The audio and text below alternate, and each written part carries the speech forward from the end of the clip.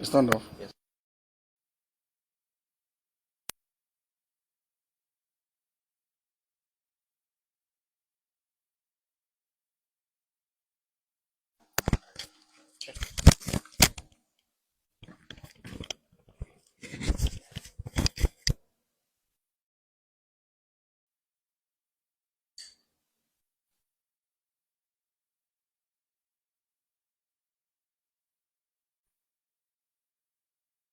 Okay, we'll start all over.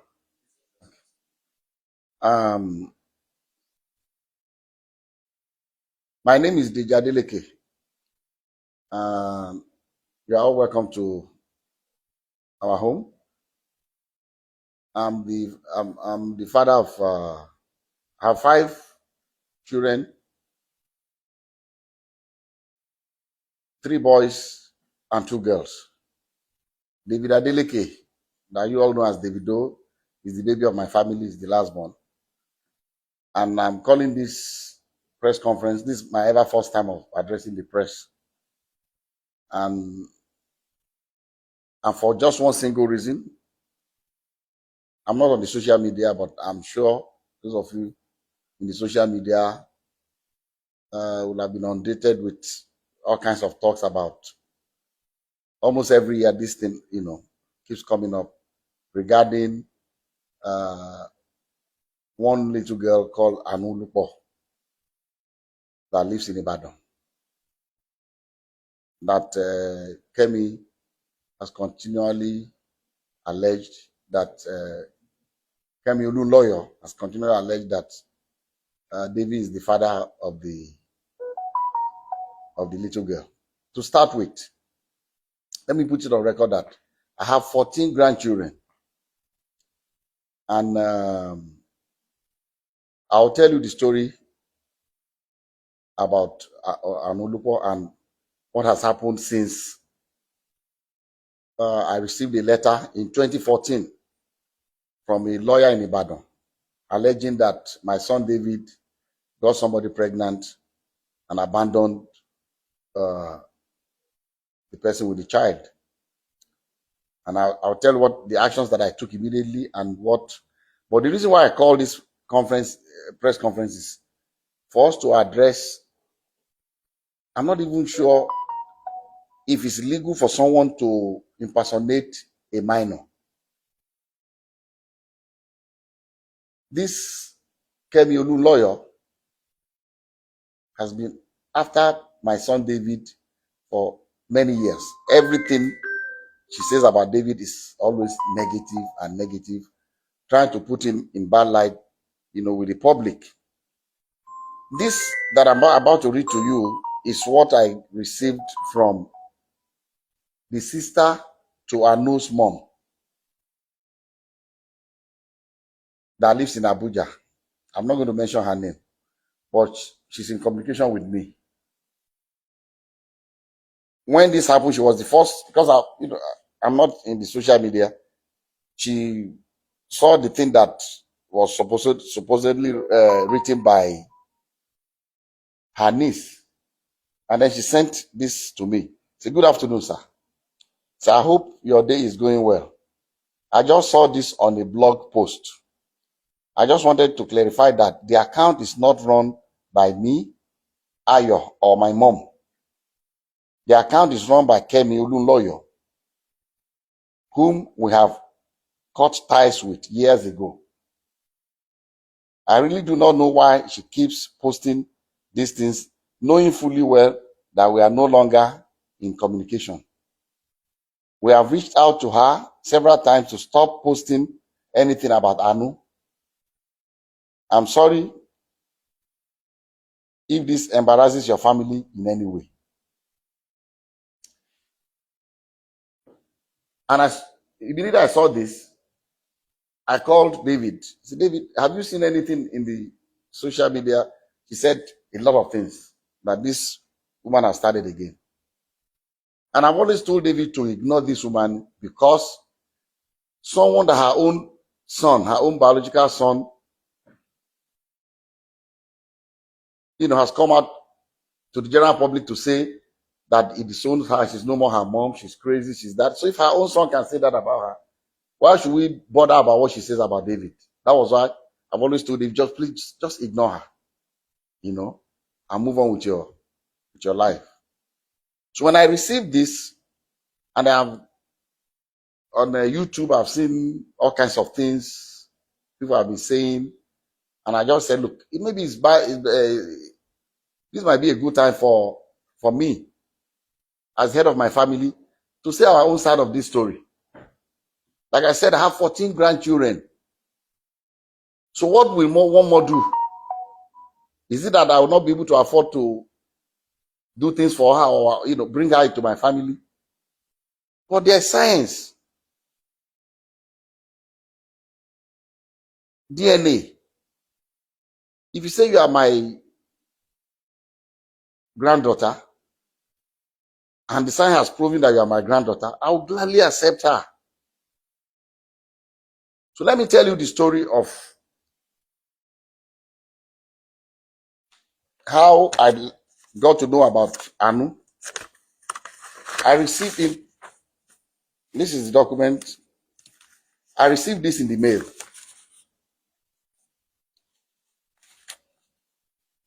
Through DHL to my office. This is the DHL sent to me by Bandele A. Aiku and Co. from Ibadan in 2014 by DHL.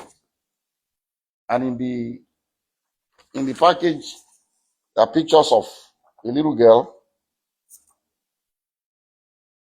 and pictures of David. I mean, they put David picture, with the little girl. This was maybe they took I don't know where they cropped David's picture and put it, and this the mother of the girl. So I received this in the mail 2014, and in that mail also, curiously, there was the birth certificate of the child. And what caught my attention was that in the record of the birth certificate, they said full name of father, Adeleke David. Full name of mother, Adeleke Ayotomide. How can she be Adeleke? So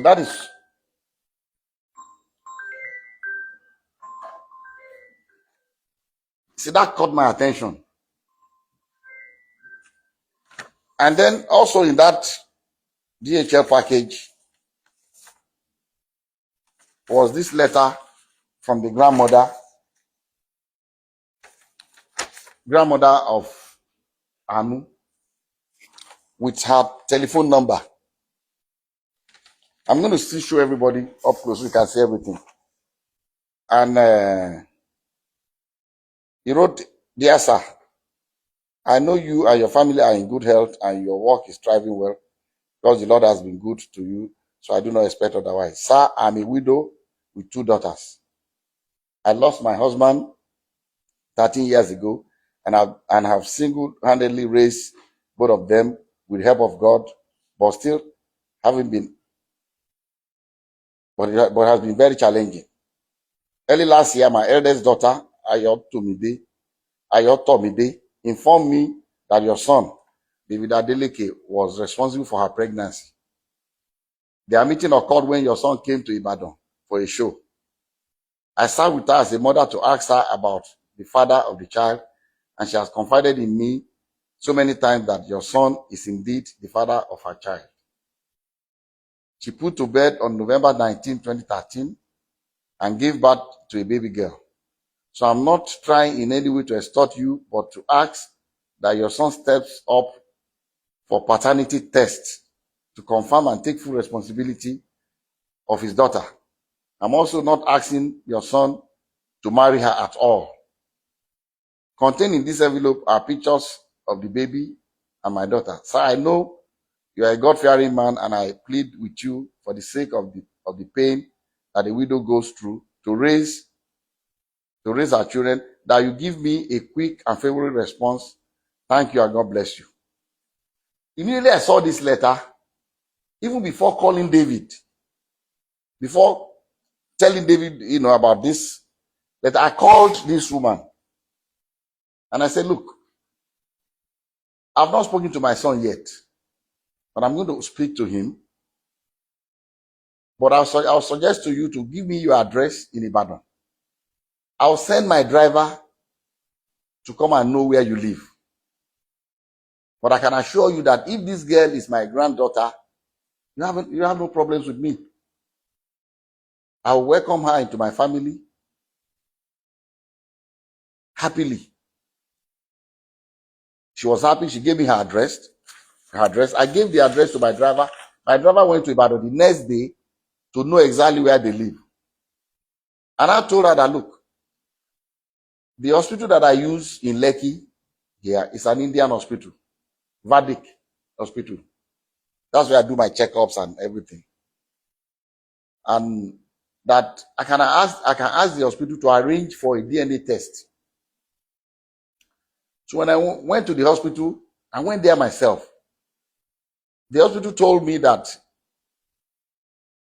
they don't actually do the DNA test in-house, but there's a clinic that they partner with that they will invite to take samples of both the child and the father.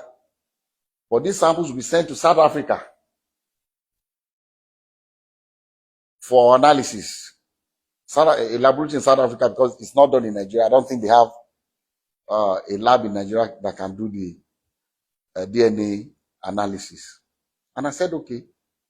And I called her, gave her the information that anytime they are ready, I'll send my driver to pick you up from Ibadan. So on the appointed day, I sent my driver to Ibadan very early. And my driver brought the mother of the child, the grandmother, and the baby. The three of them came. And because my driver knows Vedic Hospital, they came in. They were already there before I came in with. I asked David to come here and Lati, his aide. So David, myself, and Lati went and we met them at Vedic Hospital.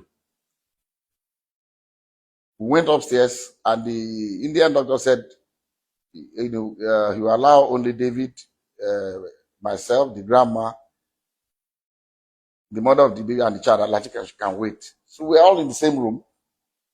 And he told us the procedure. It was not, I've read in the social media that they were drawing blood. It was not done by blood. It was from their saliva in their mouth. So they brought the thing and swapped David's and put it in the container and sealed it. Swapped the baby's own and sealed it. And they told us that these samples will be sent to South Africa for analysis. And then when it's ready, myself and the mom and the grandmother grandmother of the baby, signed that both of us will be the ones to receive the result. So when the result was ready, I called her. They said, Madam, they said the result is out. I'll send my driver to pick you up so that both of us, because they will not give it to one person. We've already signed that both of us will see the result. So we went and they opened the result before both of us. And, I'll read to you what, and I'm still going to show it to you. I'll show you all the other ones that we did also, but I can only show it to you, but I will not allow you to copy it because of one reason. Number one, it's very dangerous for someone's DNA profile to be in the public. Dangerous for David for one reason. Somebody can use it to frame him. If somebody commits a crime tomorrow and they say, they've taken sample of saliva or blood or whatever, or sperm or what, in case of rape, and the police comes out to say this is the DNA profile of the person will go to jail. So I cannot share. I'll let you see it, but I will not allow you to copy his DNA. The portion that says shows the result without the DNA profile, I'll show you can copy that. And at the same time also, I cannot legally share with you the DNA profile of that innocent little girl, Anu, because she's a minor and I don't have the permission of her parents to share her DNA. So we have to be very careful. But anyway, but I'll show you the result for you to just see. And so they opened this was the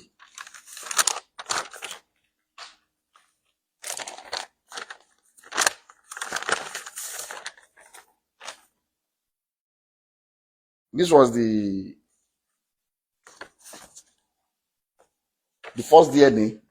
This is the original copy that I was giving one, and the grandma was giving another one.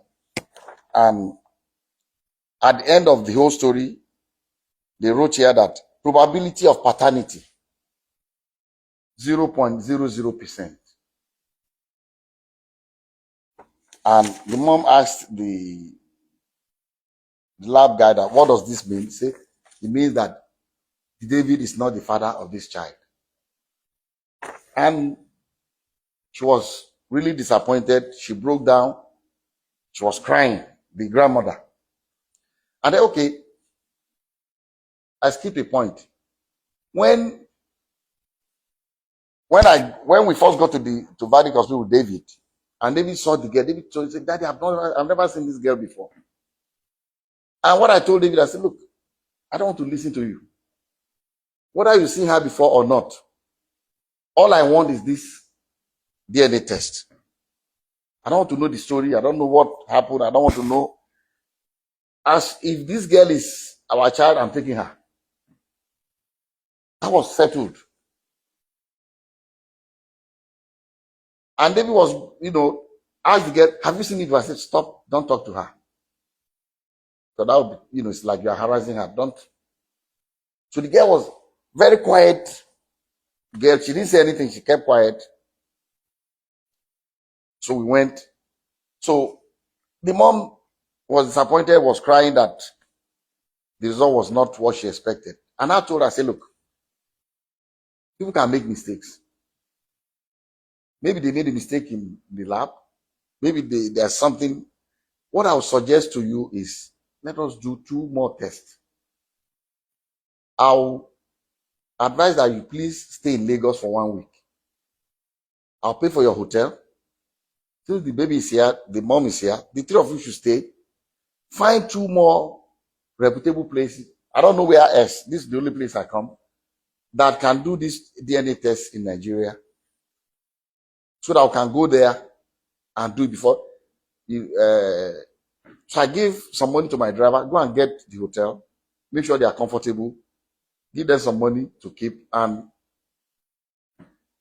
if you want the driver to drive around, fine.